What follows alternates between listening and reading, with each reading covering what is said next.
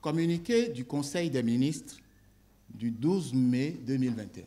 Le Conseil des ministres s'est réuni ce jour sous la présidence de son Excellence, M. Faure Essozmna Gnassingbé, président de la République. Le Conseil a examiné un avant-projet de loi, un projet de décret et écouté 4 communications. Au titre de l'avant-projet de loi, le Conseil des ministres a examiné le projet de loi modifiant la loi organique numéro 2020-003 du 24 janvier 2020, fixant les conditions de déclaration des biens et avoirs des hautes personnalités, des hauts fonctionnaires et des agents publics. Ce projet de loi vise à promouvoir la bonne gouvernance et à lutter contre la corruption, les conflits d'intérêts. Il introduit des modifications permettant de préciser et d'assouplir la procédure de déclaration des biens et avoirs.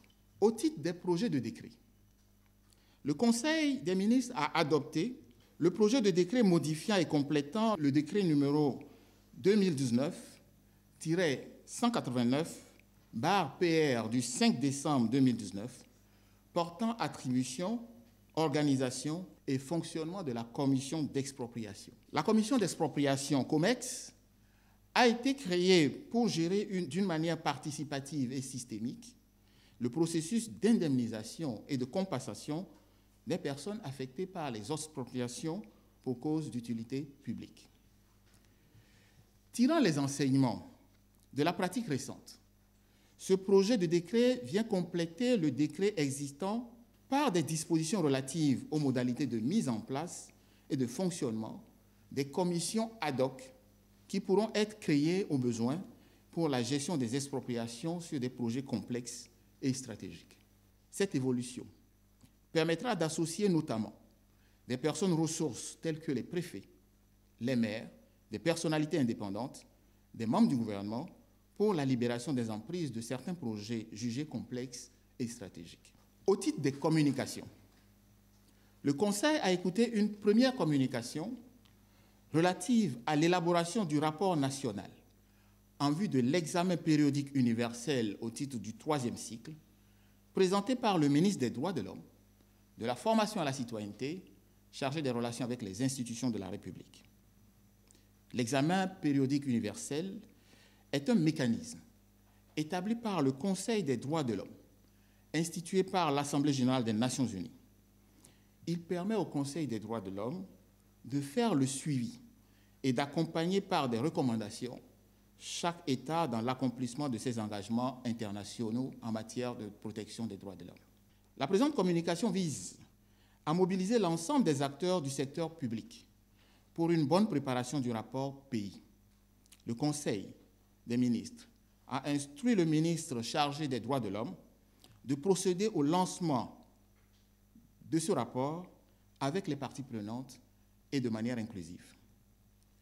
Le Conseil a écouté une seconde communication sur la stratégie d'intervention dans le cadre du renforcement de la formation à la citoyenneté, présentée par le ministre des Droits de l'Homme, de la formation à la citoyenneté chargé des relations avec les institutions de la République.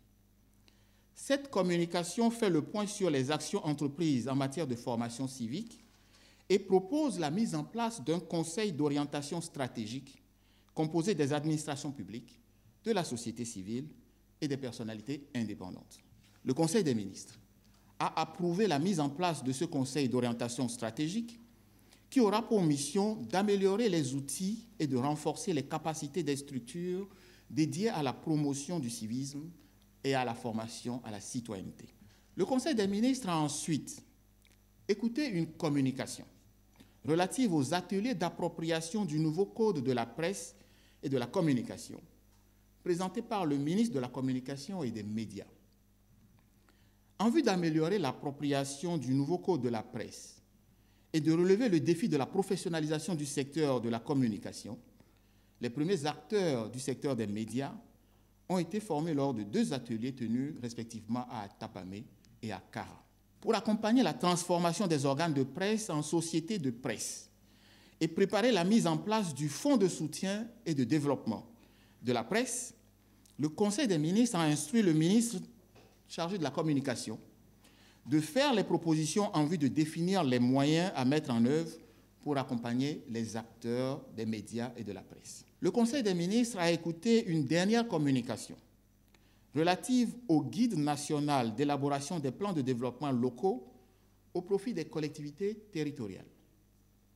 Cette communication a été présentée par le ministre délégué auprès du ministre d'État, ministre de l'administration territoriale, de la décentralisation et du développement des territoires, chargé du développement des territoires. Le guide national d'élaboration des plans de développement communaux, élaboré en 2014, est un outil de planification stratégique et opérationnelle permettant de programmer et d'exécuter les projets de développement au plan local.